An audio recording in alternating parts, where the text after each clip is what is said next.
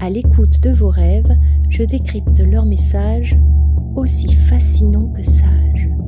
Car oui, les rêves vous guident, vous révèlent et vous éveillent. Alors suivez vos rêves, ils connaissent le chemin. Aujourd'hui, je vais interpréter 2 rêves. Et pour ces 2 rêves, Sophie a posé une même question par rapport à son installation en tant que thérapeute. Elle vient de faire une reconversion. Elle voudrait être thérapeute pour des futures mamans, pour des femmes enceintes et des femmes avec des enfants en bas âge. Et elle aimerait les aider à trouver la confiance en elles et à dépasser toutes les difficultés émotionnelles que l'on peut vivre à ce moment-là de notre vie. Mais comme elle avait quelques difficultés à se mettre en action, à s'organiser, à savoir comment faire, pour attirer sa première clientèle, eh bien, elle a posé une question à ses rêves. Et la question était: quelles sont les prochaines actions que j'ai à mettre en place pour développer mon entreprise? Voilà, et nous allons voir maintenant ce qu'ont répondu ces rêves. Alors, le premier rêve que je vais interpréter et qui va répondre à la question est un véritable cauchemar. Vous allez voir, bien sanglant. Nous allons comprendre quel est le problème de Sophie, ce qui l'empêche de se mettre en action. Et nous allons interpréter en particulier 2 symboles, le patron et Kylian Mbappé qui fait partie du rêve. Dans le second rêve que j'interpréterai, nous parlerons des parents. Il y aura le symbole aussi de l'hélicoptère et de 2 jeunes hommes. Voilà, je vous lis le premier rêve. Dans une entreprise, le patron surveille ses employés et se moque d'eux. Il tue ses employés et les coupe en morceaux. Une employée fait des mimiques devant une glace, cela l'amuse. Son patron la voit de l'autre côté du miroir, il se moque d'elle. Simon, mon conjoint, rentre à la maison. Il a tué Kylian Mbappé et l'a coupé en morceaux. Il est dans un sac poubelle. Je lui dis: mais ça ne va pas d'avoir fait ça. Je me dis que comme il est connu, il va être recherché. Il y a des questions, donc on a déjà le sujet. Le contexte pour ces rêves-là, c'est vraiment le travail. Et par rapport à votre entreprise, dans quel état d'esprit vous êtes en ce moment, au moment du rêve, quand vous posez la question? Je sais plus trop par où aller en fait, enfin j'ai des idées mais un peu stressée, ouais, un peu stressée. Un peu ou beaucoup? J'ai des angoisses qui viennent, vraiment, je dors pas bien et puis Alors, justement, le rêve, c'est un drame absolu quand même. Il y a des gens qui sont coupés en morceaux, il y a des meurtres, ouais, ouais, et je me suis dit: surtout, «Oh là là, c'est quoi ce rêve?» alors, ce sont des aspects de vous. On va voir de quelle manière vous vivez la situation en termes de travail, puisque là, en plus, il y a le patron, c'est une entreprise, donc la question étant: quelles sont mes prochaines actions pour le développement de mon entreprise? La première action, si on voit le rêve en entier, c'est qu'il va falloir arrêter de vous torturer, de vous tuer, quoi, de vous empêcher de vous manifester, puisque c'est ça, tuer. Tuer, c'est empêcher de vivre, donc de se manifester dans le monde extérieur. Et donc, dans une entreprise, donc dans la vôtre, puisque la question est là, on voit un patron. Le patron, c'est un aspect de vous et qui surveille. Est-ce que vous êtes perfectionniste? Est-ce que vous êtes très critique envers vous-même? Bah, naturellement oui, après je fais attention mais Qu'est-ce que vous vous dites sur votre capacité à faire les choses? Vous avez confiance en vous? confiance, pas complètement. Bah, c'est quand je vois que je sais pas trop par où partir, je me dis: «Bah», je panique, oui, bah, je perds confiance, oui. Mais quand vous paniquez, par exemple, qu'est-ce qui est venu vous faire paniquer dans votre tête? Qu'est-ce que vous vous dites? Si je vois que ça fait 2 jours que je stagne un peu, je me dis: «Ça va pas aller, quoi». Ça va pas aller, mais vous le dites gentiment comme ça va pas aller? Ou tu devrais te bouger, pas possible, tu faut pas une? J'ai pas l'impression Non? d'avoir ces paroles-là, mais puisque le rêve le dit, ça doit être là, ou alors je m'en rends pas compte. Vous vous rendez pas compte? Déjà, il y a une surveillance du patron. Donc, est-ce que vous vous sentez avec vous-même toujours sur, à penser au travail, à penser qu'il faut faire ci, il faut faire ça? Oui, oui, bah, ça oui, Donc, d'accord. Le patron, c'est le chef. Le chef, c'est souvent la tête. C'est celui qui va pousser à agir, qui donne des instructions. Ouais. Donc, il surveille. Donc, symboliquement, vous surveillez. C'est-à-dire que vous avez un patron dans votre tête qui vous surveille. Fais ci, fais ça. Est-ce que tu as fait ça bien, pas bien? Il se moque des employés. À quel niveau vous pourriez avoir un regard sur vous-même un peu moqueur? Plus au niveau des actions. Je me suis dit: «Oui, bah, oui, tu fais ça, mais il y a des actions concrètes à poser». Le fait de passer au concret, j'ai un protocole, oui, j'ai différentes manières de faire. Soit je choisis un objectif, soit j'agis sur les stratégies. Et c'est vrai qu'à chaque fois, je me disais: «Bah, oui, mais les stratégies, j'y connais rien». C'est vrai que je me sens un peu perdue au niveau, stratégie. Comme à chaque fois, je me dis que c'est les autres qui savent mieux que moi, Ah ben voilà, on y est. voilà, j'ai pas Voilà le patron. Eh ben, les autres savent mieux que moi. Qu'est-ce que vous vous dites d'autre? Je suis nulle ou je suis pas à la hauteur, je suis pas légitime, j'y arriverai pas, je fais n'importe quoi. bah, que j'ai pas de formation sur les stratégies. Mais le ton de voix que vous avez en vous parlant, vous vous rendez compte? Non. Il surveille ses employés, se moque d'eux et puis après il les tue et les coupe en morceaux quand même. Alors, les autres savent mieux que moi. Vous entendez? Les autres savent mieux que moi. C'est moqueur, enfin, c'est condescendant. On ne dit pas ça à quelqu'un qu'on aimerait. On va pas leur dire, ah bah toi, tu sais, les autres savent mieux que toi. Rien que ça tue l'action, puisque c'est le patron intérieur qui le dit. Et même de dire, je n'y connais rien en stratégie. C'est-à-dire que vous êtes en train de travailler sur la stratégie, vous avez un patron qui vous dit, mais tu connais rien, comment vous allez réagir? Ben, vous arrêtez de faire quoi que ce soit. Ou bien vous le faites pas bien. Et après, il tue ses employés par sa façon de parler. Et les coupe en morceaux, ça veut dire qu'il y a beaucoup trop d'analytique en vous. Vous découpez en partie tout ce que vous faites. J'ai pas su faire ci, j'ai pas su faire ça. Est-ce qu'il y a beaucoup d'analytique dans votre tête quand vous faites ces protocoles, après que ça marche pas ou pendant que vous le faites? Bah, quand c'est sur les stratégies, oui. Voilà. Oui. Enfin, ça me stresse un peu les stratégies. Il y a différentes, donc il y a les ventes, il y a la relation à la clientèle, la taille de mon entreprise. Par exemple, j'en avais une, c'était je connais exactement les besoins de ma clientèle et je sais y répondre. Bah, voilà, c'était un truc dans ce genre-là.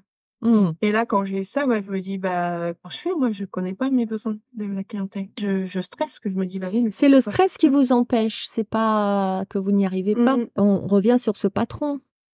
Et après, il coupe en morceaux, tout est découpé, tout est moi ça j'arrive pas, la vente j'arrive pas, la stratégie j'arrive pas, enfin tout est découpé en morceaux, vous vous coupez de votre propre capacité aussi à voir les choses, puisque il y a toute cette phrase et ces pensées à la base.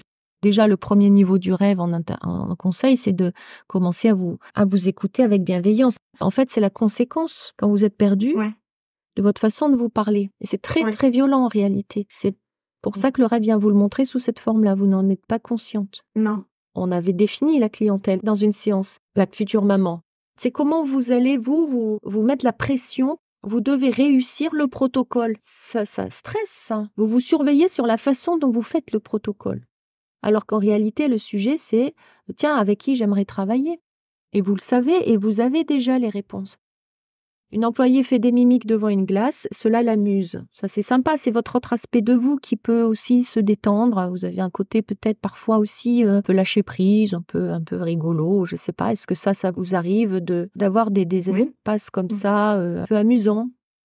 Voilà, sauf que le patron, lui, il en rate pas une, quoi. Hein. Il se moque de vous, pas sympa. En plus, il les tue tous. Hein. Alors évidemment, si vous avez un patron comme ça, on n'a pas envie de travailler avec lui. Donc, si vous êtes comme ça avec vous-même, vous avez du mal à vous y mettre. Et vous êtes perdu et vous avez peur. Alors, Simon rentre à la maison. Simon, c'est votre conjoint. Et Simon, quand vous êtes à la maison, ça veut dire quand vous êtes chez vous, on n'est plus au travail, c'est-à-dire dans une pause. Simon, c'est l'homme, le masculin, celui qui fait dans le monde extérieur par rapport à votre entreprise. Donc, il rentre à la maison, il a fini de travailler. Il a tué Kylian Mbappé quand même, il l'a découpé en morceaux. Donc Kylian, vous pouvez m'en parler de Kylian? Je sais pas, c'est un exemple de réussite. Exemple de réussite. De constance, c'est ce qu'il veut, il fait ce qu'il faut pour y arriver, quoi. Alors, c'est ce qu'il veut et fait ce qu'il faut pour y arriver. Oui, et il est persévérant, je l'aime bien. Je trouve qu'il a une aura aussi, il dégage quelque chose. Ok. Et Simon l'a tué et coupé en morceaux dans la poubelle. On revient sur le principe clé. Mbappé, c'est un aspect de vous. C'est celui qui est capable de réussir. Quand il sait ce qu'il veut, il fait ce qu'il faut pour y arriver, il est persévérant, il dégage quelque chose et il a une aura. Un footballeur met des buts, il essaye d'atteindre des objectifs et il s'amuse quand même, il aime ce qu'il fait. Hein. Donc celui-là, c'est un aspect de vous, c'est un potentiel réel que vous avez de réussite, faire ce qu'il faut pour y arriver, persévérer et aimer ce que vous faites et vous le faites avec passion. Et celui-là, il est tué, coupé en morceaux aussi, mis dans le sac poubelle. On revient sur le même système. Ce fameux patron, c'est quand vous êtes en train de travailler, mais même à la maison, quand vous êtes avec vous-même, quand il s'agit de faire peut-être d'autres choses, quand vous vous remettez en cause, dites non, ça fait mal. Hein. Vous vous enfermez dans des situations intérieures où vous ne pouvez plus agir. Alors que Simon est censé être doux et gentil. Hein. Je lui dis, ça ne va pas d'avoir fait ça, heureusement que vous lui dites ça. Puis après, vous avez peur qu'il soit recherché. Donc, il y a une espèce de culpabilité où vous n'assumez pas le fait de vous faire du mal. Vous n'en êtes pas complètement consciente. Je ne pense pas que ce soit vraiment la phrase qu'on se dit à la fin quand on a tué quelqu'un. Il y a comme une espèce d'état intérieur, même pas effrayé ou dégoûté. Tout ça montre l'état d'esprit dans lequel vous cherchez à développer votre entreprise. Ça explique pourquoi vous n'y arrivez pas et que vous êtes perdu. Donc la première chose à faire, c'est vraiment de vous regarder différemment, de changer de regard sur vous et d'arrêter de vous torturer. Retrouver la paix intérieure, ça c'est vraiment important avec vous-même. Et surtout, en fait, vous avez les stratégies, on peut le faire ensemble, mais il n'y a aucun souci avec ça. On va faire le point avec la vente, la relation clientèle, la taille de l'entreprise, les besoins de la clientèle. Il suffit de vous demander qu'est-ce qui me plairait, pas qu'est-ce que je dois faire, vers quoi je suis attirée. Où est-ce que je me sens le plus à l'aise? Ça, c'est les vraies questions à poser. Alors, on va regarder le rêve précédent, puisque c'est toujours le même sujet. Et vous voyez, moi j'ai mis un titre, c'était surveillé par des hélicoptères. Ces deux rêves sont vraiment intéressants, importants, parce qu'ils vous montrent tous vos potentiels et qui sont énormes. Donc, vous ne pouvez pas douter. Quand les rêves sont là, vous ne pouvez pas douter. Mais vous doutez. Alors, on va le regarder. On voit la source de votre situation. J'ai remarqué que je me compare tout le temps. Mais tout le temps à tel, ça, lui il est comme ça. Et c'est fatigant. Ah mais là je comprends pas, elle me dit bonjour, là elle me dit pas bonjour. Et après vous ruminez, vous décortiquez toute la situation pour comprendre pourquoi, comment. Oui, ça oui. Et après vous vous dites c'est moi le problème ou j'ai peut-être fait un truc qui. Oui. C'était le patron et Simon. Oui. Mais alors ça c'est plus dans le quotidien en fait. C'est Simon qui tue Mbappé Ouais. dans la vie personnelle. Il y a le monde dans le travail et le monde intérieur à la maison. Et toutes les résonances qu'il y a aussi dans votre vie. C'est très fréquent en réalité, surtout pour les gens qui montent des entreprises. Alors les comparaisons, le sujet de la comparaison est très très intéressante. Pourquoi, d'où ça vient? On a la source du problème dans votre rêve du 8. Je vous lis le deuxième rêve. Je suis chez mes parents, on entend des hélicoptères de l'armée qui passent au-dessus de la maison. Ils viennent nous surveiller, ils sont nombreux, ça fait peur. Un hélicoptère est posé dans le jardin, on regarde par la fenêtre. On voit aussi qu'il y a une voiture garée dehors, une femme en sort, elle boit dans une bouteille. J'arrive à mon nouveau cabinet, il faut faire un code pour rentrer. Je ne me souviens plus du code. Il y a 2 jeunes hommes derrière moi qui veulent rentrer. Ils connaissent le code, ils travaillent ici, ils m'ouvrent la porte. J'ouvre les volets, le cabinet est neuf et lumineux. Donc comment vos parents étaient avec vous? Alors comment ils vous éduquaient par rapport au faire, à l'action, à faire des choses? J'ai l'impression que c'est jamais bien avec eux. Ça va jamais. Et moi, je savais rien. Si je les écoute, je sais rien faire. C'est mon frère qui sait tout faire. On a l'information. Mes parents, ils me comparaient tout le temps. Ouais.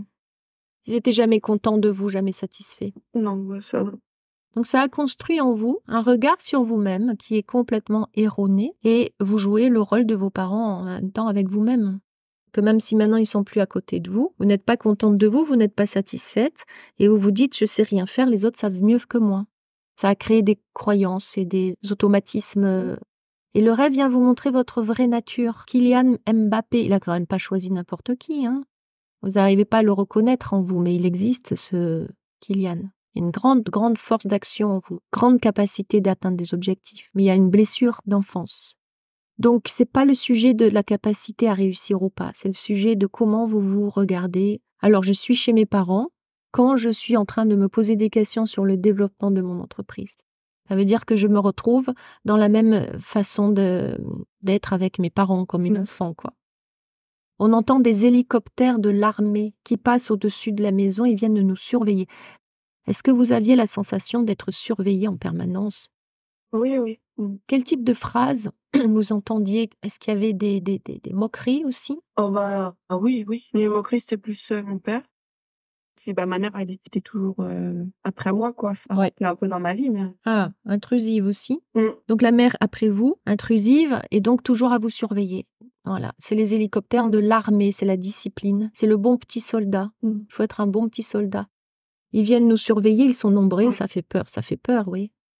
Donc si vous avez ça en vous, quand vous êtes en train de développer votre entreprise, c'est sûr que c'est compliqué. Il y en a un qui se pose dans le jardin. Donc même chez vous, vous n'êtes pas tranquille. Le jardin, c'est le lieu de la détente aussi. C'est le lieu où on se repose. Et chez nous, il n'y a pas de voisins qui rentrent si on ne leur dit pas d'entrer. Mais ça passe par les airs, donc par la tête.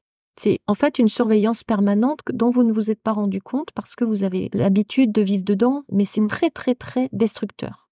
Il faut, je dois, t'as pas fait ça bien, regarde l'autre il fait mieux que toi. Vous imaginez à quelqu'un, on dit toujours, bah regarde l'autre il fait mieux que toi, il fait mieux que toi. Ça crée un complexe d'infériorité immédiatement. Et si c'est ça pendant toute une enfance, il y a un regard sur vous-même qui est complètement faux. Et on voit surtout que maintenant, le rêve va vous soutenir. Donc on vous montre le problème, la cause et la solution. On voit aussi qu'il y a une voiture garée dehors, une femme en sort. Une voiture, donc on est sa façon d'avancer concrètement vers un objectif. Et la femme, c'est pas l'action, c'est la réceptivité. Elle boit quoi? De l'eau dans la bouteille? Non, je crois que c'est de l'alcool. Ah, elle boit de l'alcool, d'accord. Ah oui, ça c'est déjà un peu plus compliqué si elle conduit. Ouais. L'effet de l'hélicoptère, si vous voulez, l'effet de se surveiller en permanence va créer aussi une espèce d'état intérieur où vous allez avoir besoin d'alcool, c'est-à-dire d'oublier les soucis. Faire tout l'inverse, en fait, c'est la procrastination. Est-ce que ça, vous le remarquez dans votre façon de faire quand vous êtes perdu et vous allez faire des choses qui sont pas très constructives? Bah, des fois, j'ai l'impression de faire l'inverse de ce que je voudrais faire. Voilà. Donc, vous faites l'inverse, c'est ça. Pour évacuer cette tension. Donc, après, j'arrive à mon nouveau cabinet. Donc, nouveau cabinet, c'est votre entreprise actuelle que vous êtes en train d'explorer, de développer. Il faut faire un code pour rentrer. Déjà, avoir un code pour rentrer dans le cabinet, pourquoi pas. Mais si vous vous en souvenez pas, c'est que vous n'avez pas été suffisamment concentré sur l'importance d'avoir ce code, ou vous l'avez pas noté.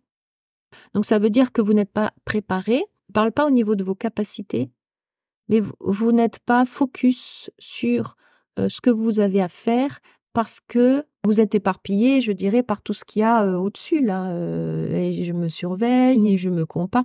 Vous vous empêchez d'aller plus loin. Donc le code, pour l'avoir, il faut que ça soit quelque chose d'installé très clairement que vous montez cette entreprise et que c'est à vous, ça vous appartient bien. On a un code parce que c'est à soi. Si c'est votre nouveau cabinet, c'est à vous. Donc déjà, premier niveau de l'interprétation en conseil, soyez plus impliqués dans votre entreprise qui vous appartient au propre. Soyez plus se concentrer dessus, mais dans le bon sens du terme. Et d'ailleurs, c'est le cas parce qu'il y a 2 jeunes hommes qui veulent rentrer, ils connaissent le code. Ils travaillent ici, ils m'ouvrent la porte. 2 jeunes hommes. Comment ça agit un jeune homme? Plutôt dynamique. C'est presque Mbappé, mais en plus il y en a 2, c'est quand même beaucoup de... C'est pas qu'un seul, c'est beaucoup de potentiel. Dynamisme. Jeune, quel âge à peu près? Bon, j'aurais dit 25 ans, je pense. Qu'est-ce qu'on fait à 25 Vers ans? 25. Bah, on est motivé. On est motivé. Donc motivé, dynamique. Bah, on commence à entrer dans la vie active. Donc par rapport à votre situation, qu'est-ce que ça représente? Le début de mon entreprise, enfin, Oui, la mise en qui est représenté par 2 jeunes hommes. Ils travaillent ici, ça veut dire qu'ils sont déjà installés, eux. Ça veut dire que c'est vos potentiels et vos capacités à monter votre entreprise avec dynamisme, avec motivation, entrer dans la vie active, d'être dans l'action concrète. 2, c'est la relation à l'autre aussi, c'est la relation au niveau du dialogue avec les autres. Oui. Ils m'ouvrent la porte, ça veut dire que c'est eux qui ont la capacité à vous amener à agir et à être dans votre cabinet qui existe déjà. C'est-à-dire le rêve vous dit, vous êtes déjà installé. Il n'y a pas de doute pour votre monde intérieur. Vous avez déjà réussi votre histoire. C'est déjà fait. Donc j'ouvre les volets. Il faut pas que je suive de protocole. Non, parce que ça devient scolaire. Parce que si vous suivez un protocole, Mmh. vous devenez comme chez papa-maman et vous avez Mmh. une façon de faire qui doit être une réussite particulière par rapport à l'objectif du protocole. Donc, c'est même plus votre Mmh. travail qui est mis en place là, c'est le protocole qui doit être réussi. Et ça vous détourne parce que là, vous tombez dans le piège du patron intérieur et des parents. C'est Bah oui, parce que extraordinaire. je me dis que ça, j'ai pas les stratégies, j'ai pas appris les stratégies au final. Mais j'en ai Mais peut-être pas besoin. exactement, vous n'en avez pas besoin. Ce qui est dans ce rêve, la suite et la fin, eh ben, il n'y a aucun souci. J'ouvre les volets, le cabinet est neuf et lumineux. Voilà le sujet, qu'est-ce qu'il faut faire? Ouvrez les volets, ça veut dire laisser rentrer la lumière. Tout est neuf et lumineux, tout est déjà là, tout est prêt, le cadre est prêt. Vous êtes dynamique, motivé, vous pourriez très bien commencer Ouais. déjà des séances, vous avez tout ce qu'il faut. J'avais contacté une association là pour faire des choses en groupe, elle m'a rappelé. C'est une infirmière puéricultrice et le contact est bien passé. Je me suis dit: «Bon, c'est peut-être bon». Ça me permettrait de me faire connaître, quoi. Je pense que là, ça peut se faire, ouais. Mmh. Super! C'est comme ça que ça va se faire. Ça Mmh. veut dire que vous êtes déjà installé dans votre tête et puis que vous allez proposer, tiens, voilà mon adresse. Ça veut dire, voilà ce que je fais. Oui. Mmh. Ouais. La seule chose à faire, c'est de changer déjà votre regard sur vous. Rappelez-vous des moments de votre vie où vous avez été en action et vous avez fait des choses. Et quand vous étiez motivé, Mmh. impliqué, quand vous avez voulu sauver votre fils des griffes de la maîtresse. Ah oui. C'est quand vous oubliez de vous surveiller. Quand vous le faites pour vos enfants, vous êtes très forte. Ah, vous aviez une stratégie, vous avez fait ce qu'il fallait. Vous avez été un peu leader aussi par rapport aux autres parents. Mmh. Là, c'était les jeunes hommes dynamiques. On a Mbappé qui Ouais. veut un objectif et qui l'a réussi. Ouais. Faut que j'arrête de me surveiller. C'est un automatisme d'enfance. Ne vous en voulez pas, hein, parce qu'après, c'est encore papa-maman qui dit ah, tu devrais ne pas te comparer. C'est très compliqué parce qu'il va falloir trouver la bonne posture pour ne pas vous en vouloir de vous comparer. Donc, Ouais. comment faire? C'est accueillir chaque aspect de vous, en étant douce, en étant bienveillante et en comprenant pourquoi vous êtes comme ça. Dire ah c'est l'aspect de moi, c'est l'enfant en moi qui a peur de ne pas satisfaire ses parents. Ça sera difficile de ne pas vous comparer du jour au lendemain. Donc prendre le Oui. temps. Bah oui, parce que je m'en rends même pas compte alors. Donc vous allez imaginer la petite fille en vous qui était comparée, surveillée, moquée. Bien quand vous allez vous comparer et si vous avez à un moment donné, peut-être après l'avoir fait, la conscience que vous l'avez fait, eh bien, vous allez imaginer que celle qui s'est comparée est la petite fille. Vous avez déjà du recul. Vous n'allez pas vous en vouloir de le faire, mais vous allez lui dire, moi, je crois en toi, par exemple. Je sais que tu peux le faire et je comprends que tu n'arrives pas toujours parce que tu as peur de mal faire. Vous êtes adulte maintenant. Et il y a la petite fille en vous que vous avez à réhabiliter, en fait, celle qui a été dévalorisée ou en tout cas qui a vécu ça comme ça. Quel peut être l'intérêt d'avoir des parents comme ça? Si on regarde de manière très très large votre histoire. D'apprendre moi-même à me donner ce que j'ai besoin. Et puis aujourd'hui, vous allez faire un métier qui a du sens pour vous et qui va aider les autres par rapport Oui. à la maternité, par rapport aux enfants, par rapport au regard qu'on a sur soi. Comment me réparer de mon enfance? Comment voir les choses différemment? Ça, par exemple, c'est ce que vous allez utiliser dans votre thérapie. C'est ça que vous avez à changer, c'est le monde intérieur. Vous avez toutes les clés en main. Et le cabinet est neuf et lumineux. Vous allez le visualiser, ce cabinet neuf et lumineux, vous le voyez? Sentez-vous bien dedans. Vous pouvez utiliser les symboles ressources, j'appelle ça les beaux symboles des rêves, pour vous redonner l'énergie et c'est une réalité, les symboles. Après, ça s'incarne. Quand là, vous dites j'ouvre les volets, le cabinet est à moi, mon nouveau cabinet, c'est votre cabinet. Dans une forme de réalité, dans une autre dimension, ça existe. Vous êtes installé. Alors, c'est symbolique, vous n'aurez peut-être pas de cabinet concret. Mais c'est pareil, ça, c'est un cabinet intérieur. Hein. Donc, vous allez le construire intérieurement, le meubler, recevoir du monde, vous sentir bien, avec une belle énergie. Les gens viennent à vous et déjà, vous allez changer le regard sur vous. Les rêves ne mentent pas, hein, vous avez vraiment ces capacités-là. Se poser à terre aussi, l'hélicoptère se pose. Il faut Vraiment être dans l'action, mais basique, pas dans la tête. L'hélicoptère, c'est la tête, c'est les parents, c'est ce qui a été dit, les pensées, les croyances qui tournent en boucle, qui ruminent. En fait, j'ai envie de vous dire, fichez-vous la paix. Comment trouver le plaisir, c'est-à-dire être dans le cœur, c'est-à-dire j'ai envie de faire ça, j'ai envie. J'ai envie de faire cet atelier qu'on me propose ou que je vais proposer. Ça, c'est s'amuser comme un enfant. Votre petite fille intérieure, elle en a ras-le-bol des injonctions, fais ci, fais ça, c'est pas bien, c'est bien. Et vous avez aussi cette joie de vivre en vous qui a été retenue. C'est important de jouer. C'est cette dualité-là entre s'amuser, faire ce qu'on a envie de faire et aimer le faire et il faut, je dois. C'est comme si Mbappé, chaque fois qu'il fait un geste, il se dit c'est pas bien, c'est bien, c'est pas bien. Vous imaginez dans le match? Ouais. Il se compare au joueur d'à côté, qu'est-ce qui va se passer? Il joue mal. Bah, ouais, je vois. Ouais. Il n'est pas focus sur l'objectif. Quel est l'objectif? Le but. Mettre un but. Il court après le ballon. Et puis il a une vision globale du jeu, et c'est un jeu. Un jeune, un Mbappé, tout ça, il y a une force, une énergie d'avancement dans l'action. C'est sur le terrain, voilà, sur le terrain, parce que Mbappé est sur le terrain. Donc sur le terrain, ça veut dire que vous avez à vous mettre en route par rapport à l'expérience que vous allez vivre au fur et à mesure de ce que vous faites. Voilà, les rêves ont répondu très clairement, très précisément. Ils ont montré la cause du sujet, la cause de votre difficulté à vous mettre en action. Ils vous ont montré ce qu'il fallait faire et ils vous ont même montré vers quoi vous alliez vous diriger, c'est-à-dire vers une belle réussite. Ils vous soutiennent avec cette image d'un nouveau cabinet très lumineux et puis tous ces beaux potentiels qui se sont présentés dans le rêve.